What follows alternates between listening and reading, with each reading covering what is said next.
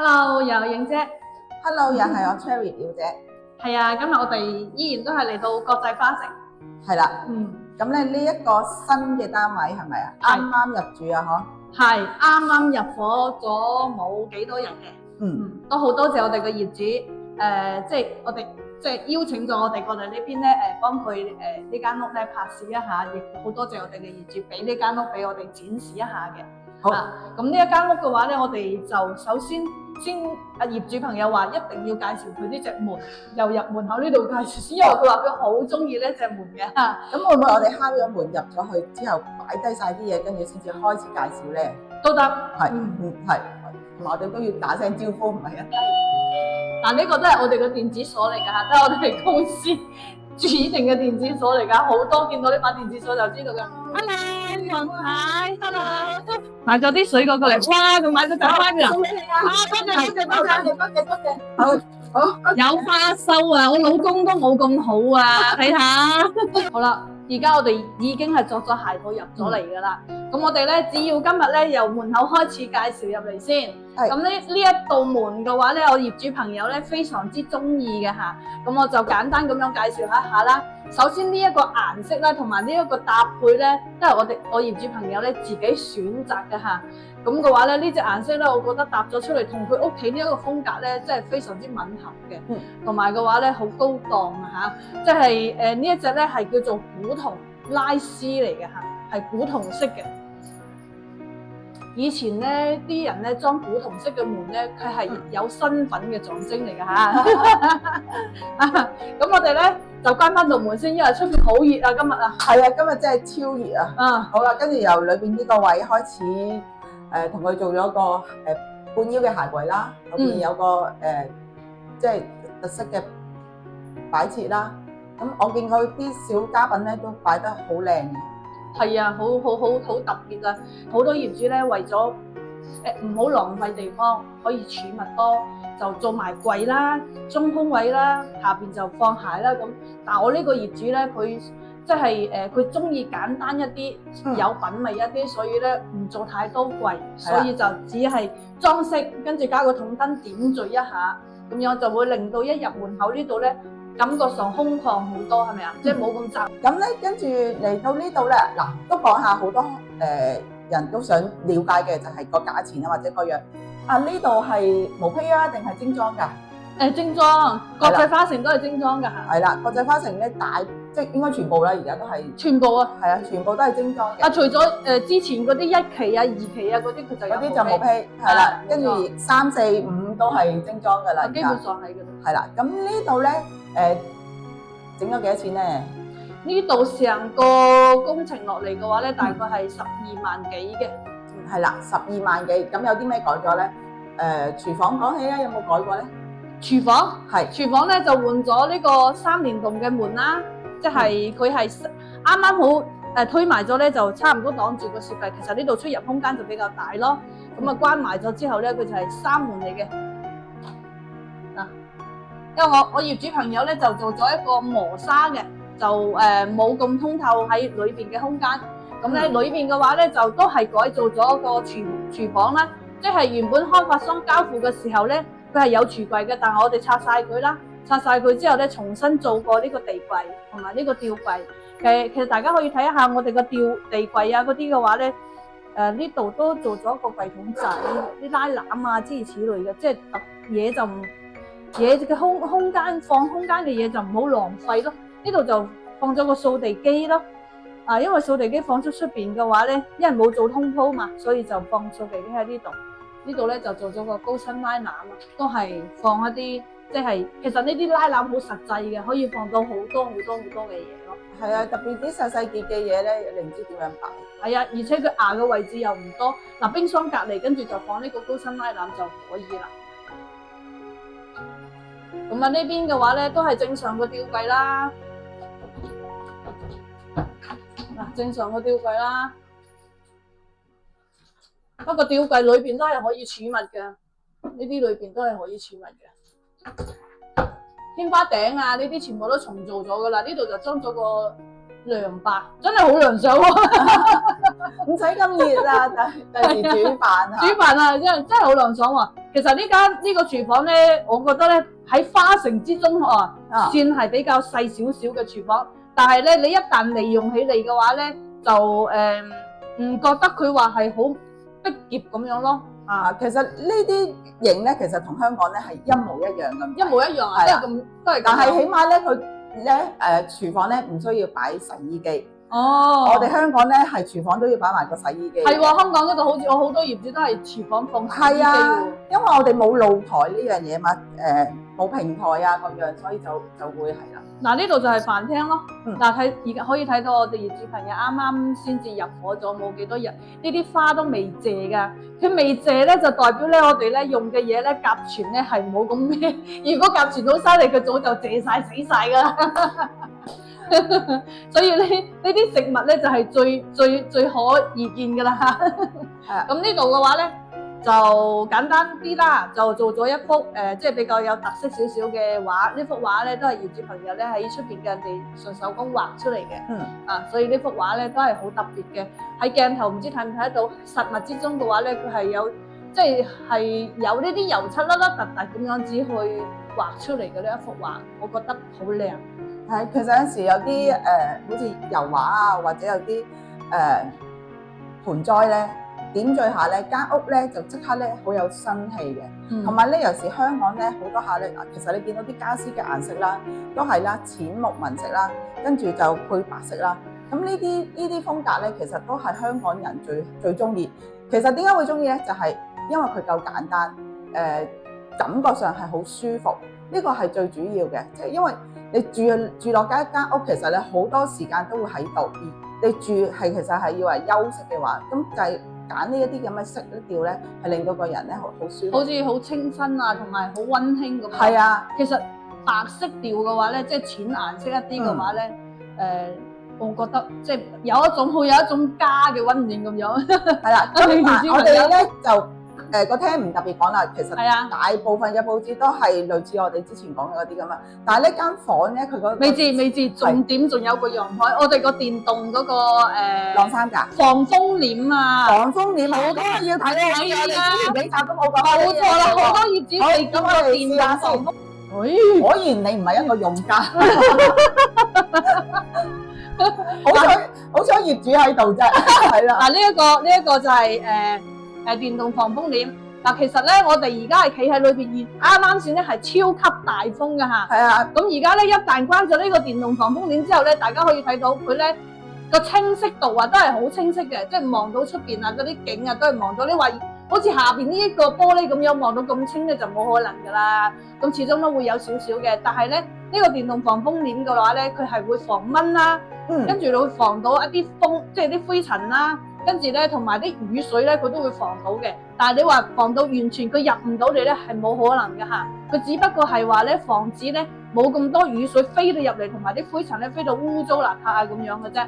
其實呢個我都係覺得最好就係防蚊㗎啦，因為咧佢落晒咧就話封晒啦，唔使特登話要做風窗啦，即係可能中意大自然，中意有啲即係我哋叫生氣入嚟嘅話咧，就呢種咧就最好最簡單㗎啦。係啦。其實有好多業主又驚嗰啲電動防蚊簾咧，即係防風簾咧，防風簾咧叫驚佢唔穩陣啊！其實大家可以睇到嘅，佢好穩陣嘅嚇，唔使驚嚇。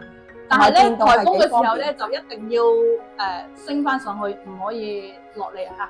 咁露台大概就係咁樣。呢度咧，我哋都幫業主咧就鋪咗一個木紋磚咯。然後嘅話咧就做咗個鋁櫃啦。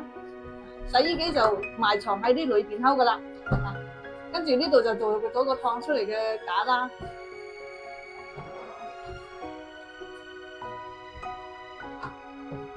因為戶外啊，基本上都係要做鋁櫃嘅。係咁樣就會襟啲咯。係啊，呢邊都做咗一個鋁櫃包住條柱，呢個係遮醜嘅。係啦，都唔係喎，都仲有個洞洞板可以擺下少少嘢喎。仲可以放個吸塵機喎，係啊，夠位喎。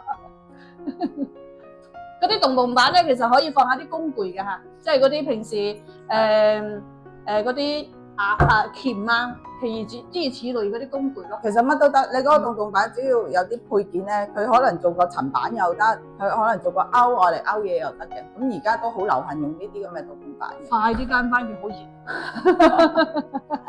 好啦，咁啊，聽我哋介紹就差唔多啦。咁我哋就房間睇一下。係房間嘅話咧，首先書房先啦。呢個書房嘅話咧，我哋我哋業主朋友咧係俾男業主去使用嘅，所以嘅話咧，我哋呢個業主朋友咧佢係非常之滿意嘅。啱啱算我哋嚟之前咧，佢都話呢間房咧佢係最滿意嘅，因為係冇咩點樣變動啊。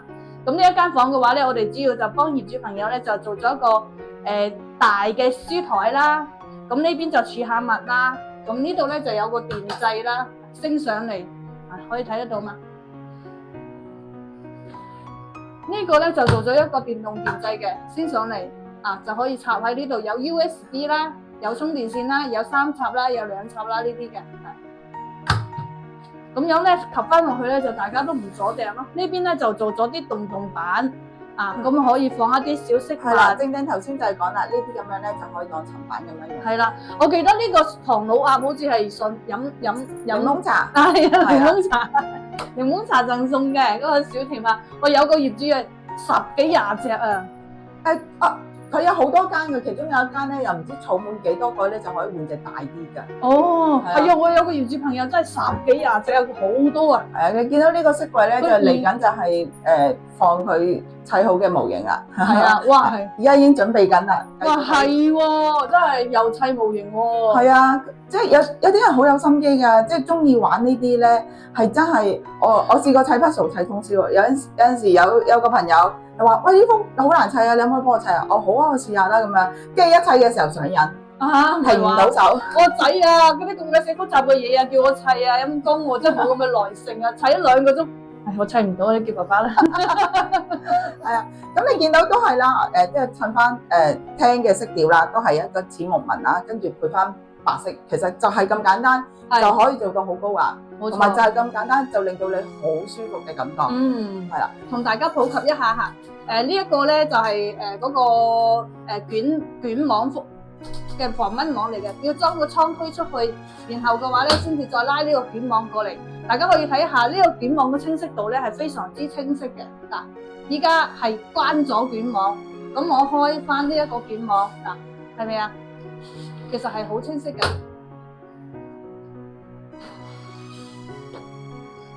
呢啲咧就係防蚊網，呢種叫做捲網嚇。咁呢度係書房介紹到呢度，我哋去下一個房間。呢度咧呢個房間咧叫做多功能房，亦叫做麻雀房，係啦，亦叫做客房，亦叫做客房，係啦，冇錯。佢個麻雀咧就收埋咗喺呢一個櫃裏邊啊，即係有一個摺燙嘅，係啦，摺疊嘅麻雀。台手搓嘅，其實我覺得麻雀咧手搓會舒服一啲。點解咁講咧？起碼可以搓一下，做下運動。但係咧，你電動嗰啲就冇運動做啦，就係啲手指。係啊，咁好快一鋪，好快一鋪。我覺得嗱，首先手搓嘅話咧，佢牙位置咁少少，你啱啱大家可以睇到哦，咁薄、咁長、咁少少就可以塞得落去啦。之後你仲可以塞好多嘢喎。可以塞凳啦，塞喼啦，我哋業主朋友呢度都塞咗啲喼喺度㗎。係啊，不過就費事，唔係有凳，呢度就係擺咗幾張凳係。有凳啊，係啊。咁如果你係買電動嘅話咧，佢其實就牙得七七八八嘅啦。係啊，買手搓啦。咁呢度嘅話咧，呢度咧特意幫業主朋友咧就留咗呢一個窿喺度，可以放下啲飾品啦，亦可以打麻雀嘅時候咧放下啲飲茶嘅。茶水啊，諸如此類嘅嘢嘅，係啦，甚至頭先都講啦，呢間係客房嚟噶嘛，就呢度咧依然都係做咗個下翻床嘅，因為床褥唔夠重嘅情況下咧，你稍為要再掹多一掹到佢一定嘅距離嘅時候咧，佢就會自己帶緩衝落嚟噶啦，咁你行開就 OK 噶啦。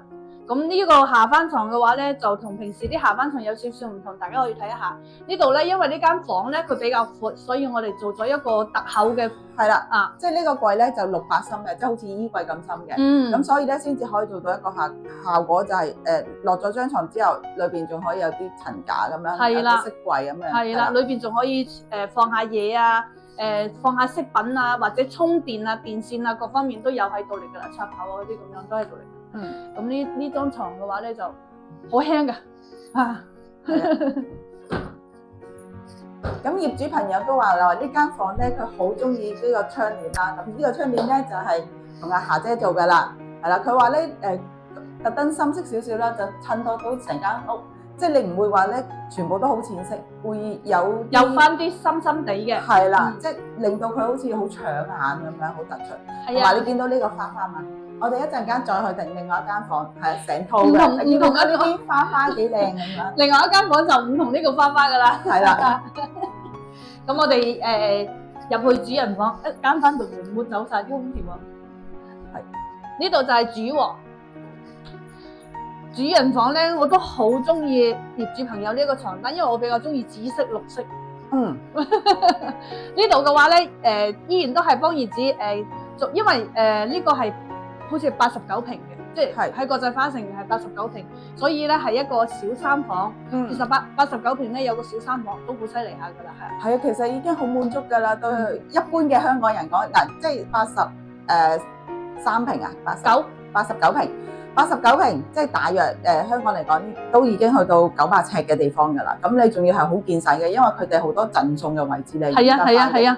係啦，咁你咧好似見到嗱呢張床，正話俾你聽，三邊落床喎，可以三邊落床喎，係啊，香港都其實好少地方可以做到㗎啦，係啦，跟住仲有一個大衣櫃喎，係啦，呢邊有個大衣櫃，係啦，啊有埋個床頭櫃啦，梳妝台又可以啦，即係可以兩用咁樣啦，咁啊跟住仲有，哇你望下個田園嘅空間，其實我哋業主朋友呢3間房嘅窗咧，我哋都幫業主朋友換晒 L 嘅。點解咧？因為咧佢戶外咧有嗰啲即係嗰啲田園嗰啲泵氧氣泵啊，會比較嘈嘅。一開窗就可以聽得到，佢會比較嘈嘅。嗱，聽到嘛？哦，嗰啲水聲沙。係啊，一開窗佢會比較嘈嘅，但一旦我哋個窗關翻埋之後咧，佢就密封性啊，靜音到好咩㗎？係啦。咁完全就聽唔到啦。冇錯。哇，望住一片綠油油咧，隻眼好舒服。係咪啊？而且呢一帶咧，佢唔會再起樓㗎啦，佢係農田保護區嚟嘅，所以呢一棟係買得值。即係如果中意呢種咁樣嘅一望落去係一望落去就係一綠無際嘅地方，係啦，就唔係一望無際。佢都可以望到好遠，但係你望到全部都好綠色啊，啲水塘啊嗰啲。呢種就係好養眼咯。即係如果喺香港生活咧壓力比較大嘅話，你一翻到嚟呢度咧，唔好話攤落張床啦，就攤喺呢個位置望一望，就係望佢半個鐘就已經係好舒服啊。係啊，真係㗎，好放鬆呢一種。好啦，我哋訪問下業主先。咁我哋咧介紹咧呢間屋介紹咧就差唔多噶啦。咁我哋今日咧都邀請咗我哋嘅業主朋友咧出鏡。Hello，我哋又同大家介紹一下先，呢位係黃太嚟嘅。呢個係我哋嘅業主朋友。其實咧真係好多謝阿黃太嘅支持嘅，因為佢肯出鏡啊嘛。咁其實咧亦肯俾呢間屋俾我哋去拍攝，即係展示，將呢個展示面俾我哋啲觀眾朋友睇。非常之多謝，係今日過到嚟仲收咗一扎花先啊！一扎花係我哋老公睇，10花，唔好話俾佢聽係業主送嘅。咁咧，我哋今日咧只要係因為呢間屋已經係裝修好咗啦，其實就完工咗冇幾耐，然後嘅話咧就已經進行入伙啦。咁主要咧採訪下業主嘅話咧，就係話，因為我哋裝修嘅過程中咧，睇下有冇唔好㗎，或者係有冇建議啊，或者係覺得我哋呢排即係我哋成個工程裝修落嚟咧滿唔滿意咧？唔滿意，基本都滿意嘅，同埋舒服咯嚇。我哋不如由頭講起啦。你點樣揾到阿影姐咧？又或者喺中間有啲咩嘢？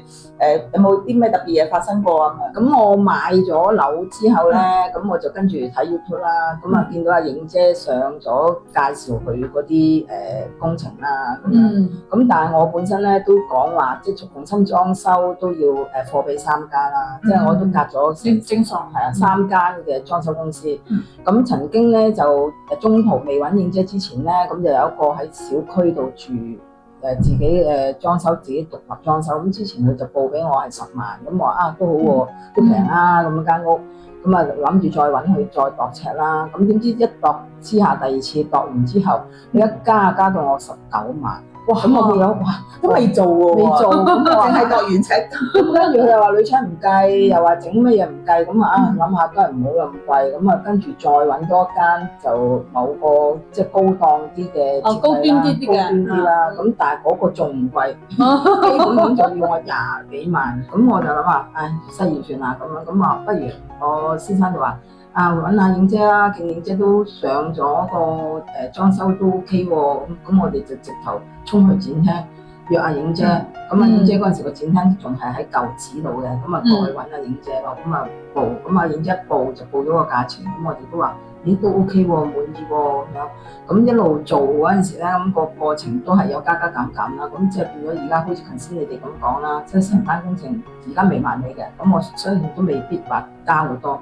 咁我諗係大概整個工程係11-2萬到啦咁樣，咁我覺得咁個價錢咧對我哋嚟講咧就都 OK 嘅，咁同埋都整得啲手工啲貴，啲手工都好靚，即係因為影姐本身係廠，我哋都會過去廠即係睇過啲板啊啲成配色啊，咁嗰啲料都幾好啊咁樣，咁就揾到阿影姐。我記得我嗰陣時候嚟睇工地嘅時候，阿黃生就喺度睇緊啲櫃櫃，影姐話你啲櫃真材實料喎，係啊！最開心咧係啲客人讚我哋呢一啲，即係呢一個咧唔係話做生意唔係咁樣，係一個滿足感嚟㗎。其實點解咁講咧？因為咧佢哋之前咧，你哋之前咧喺香港嗰度咧裝修嘅時候咧，就會有深圳嘅一個單位去到，即係唔屬於係香港本地人，嗰啲係屬於係黑工，即係會係不過就做咗1日咯，係咪啊？係咯，即刻上嚟即走。係啊，嗰陣時候咧，阿黃生就話咧，啲嘢係深圳落去嚟嘅，但係啲嘢咧仲冇我哋工廠出嘅咁，即係品質咁好咯。係啊，其實真係依個一定嘅1分錢1分貨，但係最緊要個價錢都係公道合理，係啦，即係好嘅例子係啦，佢會講到咩咧？有間鋪到好平我哋喺香港咧真係遇到好多呢啲咁嘅情況嘅。有啊。係啦，即係嗱，老實講，我哋香港報嘅價錢都係同影姐一樣嘅，都係我哋中規中矩，唔會係最平，但係我哋俾你嘅係實在嘅價錢。你真係做咁多嘢，我哋就係收咁嘅錢，唔會話即係好似做即係中途不斷咁樣會有加錢項目咯。其實一旦遇到呢種情況嘅話咧，就大家都會唔係好愉快㗎啦。係啊，大家都唔開心。但係呢啲加錢項目咧，其實做開工程嘅你預咗㗎啦，即係好簡單。啲人會問嘅。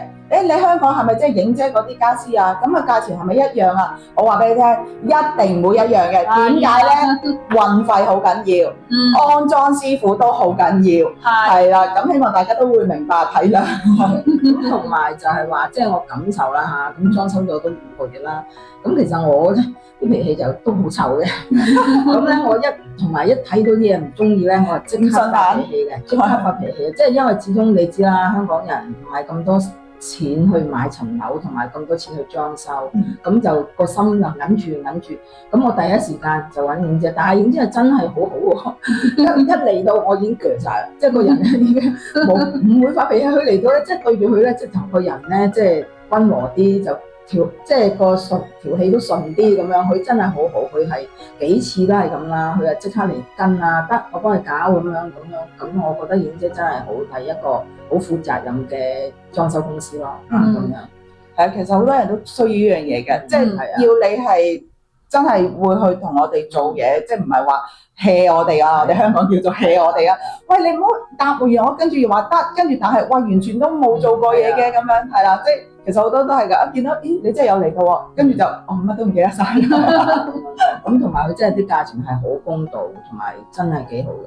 係同即係起碼唔會話咁嘅價錢話我有嘢你做翻渣啲啦，或者拖下你啊咁樣嗰啲咯，即係實在咯。呢間公司嚇俾我感受，我老公都係咁講。唔係，其實呢個訪問咧，我都聽到你咧係即係其實每句説話都讚緊我哋嘅，所以我哋真係好開心㗎。係感受咯，人哋讚嘅，咁係感受，即係始終你俾人個感覺係舒服。感受好嘅，咁佢梗係講啦，即係我哋都唔會講假話嘅。好多謝你咁坦白，我哋係坦白啲人講坦白㗎。係，好咁啊，大致上咧呢個即係呢個單位咧，成個單位咧裝修落嚟嘅話咧，時間咧係用咗稍微長少少㗎嚇，因為咧我哋中途嘅話咧會有方案更改啦，我亦有同阿黃太呢邊咧提及過，咁而家咧我亦同我哋啲觀眾朋友提及一下啊，因為咧你個裝修時間嘅話咧長與短咧就會在乎咧設計方案咧更改嘅次數多與少㗎嚇，咁樣嘅話咧，如果咧你呢邊嘅話咧設計方案確定咗嘅情況下咧，就盡量唔好去再更改啦。如果一旦更改嘅話咧，就會產生咧時間嘅延長咁樣嘅嚇，咁所以嘅話咧。我哋呢即係我哋呢個單位裝修嘅時間咧，稍為會長緊少少嘅。咁啊，因為咧中途咧會稍微有啲嘢要更改，當然啦，唔係話唔俾你更改，就一定係要業主喜歡，佢亦唔介意嗰個時間嘅問題。咁樣咧，我哋就可以即係你點更改，我哋都冇問題嘅。咁我哋更改嘅過程中咧，溝通得咧。當中咧亦會有少少矛盾產生嘅，呢個係固然會有嘅。即係你話完成個工程落嚟非常之愉快嘅話咧，咁就可以好老實咁樣講，亦唔係非常之愉快㗎嚇。即係咁講，人與人相處一定會有少少。冇錯啦，會有少少產生少少火花㗎嚇。好脾氣，佢係一個好脾氣嘅人。但係我哋有咩問題咧，我哋會去及時解決。但係我哋嗰啲唔係叫鬧交咯，即係可能你有啲咩唔滿意，咁你提出，咁我哋就諗方法去同你改。咁其實呢啲只不過係為咗件事想去更好佢，係啦。咁咧咁我哋今期呢個介紹就差唔多啦，但係我哋仲有因為我哋仲要介紹翻我哋展廳開裝呢一 part 嘅項目嘅。咁我哋之前咧就有提及過，因為我哋工廠咧要搬遷，同埋咧我哋嘅展廳咧亦要搬遷，所以咧新老業主咧就要留意翻我哋嘅頻道，我哋會將嗰個地址咧重新再發翻上去。係啦，因為舊嘅地址咧，你下次今個月尾之後咧，你再過嚟舊嘅地址揾我哋嘅時候咧，其實我哋已經搬遷咗㗎啦。咁再過嚟嘅時候咧，一定要去我哋新嘅地址。如果唔知道咧，微信翻我哋嘅頻道，望一望我哋個頂嗰度，我哋就會有微信嘅 QR code 啦，亦都有 WhatsApp 嘅 QR code。咁WhatsApp 咧就負責香港嘅，微信咧就負責中山同埋珠海嘅。咁如果你話我唔方便WhatsApp 我要微信都冇問題嘅。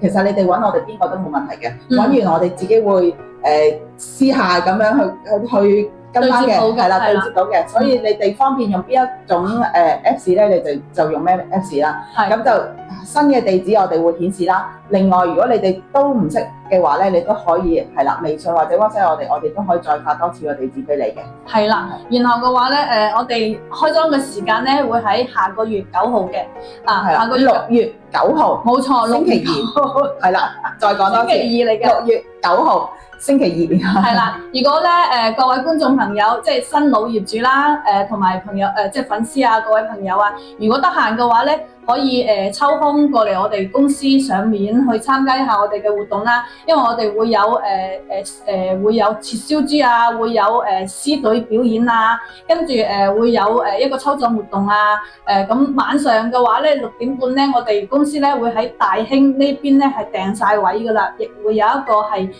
嗰個晚宴啊，咁會有晚餐啦，即係請大家食下飯咁樣啦，係啦，大家餐啦，咁都會有一個歌唱呢個項目喺度嘅，太複雜嘅項目就冇啦，最主要係咧大家坐埋一齊聯誼一下啦，咁然後嘅話咧，如果有觀眾朋友咧喺你嘅時間範圍內係可以允許參加我哋個呢個晚宴嘅話咧，最好就 WhatsApp 翻我哋，或者喺評論區留言，咁我哋留好位置，係啦，係啦。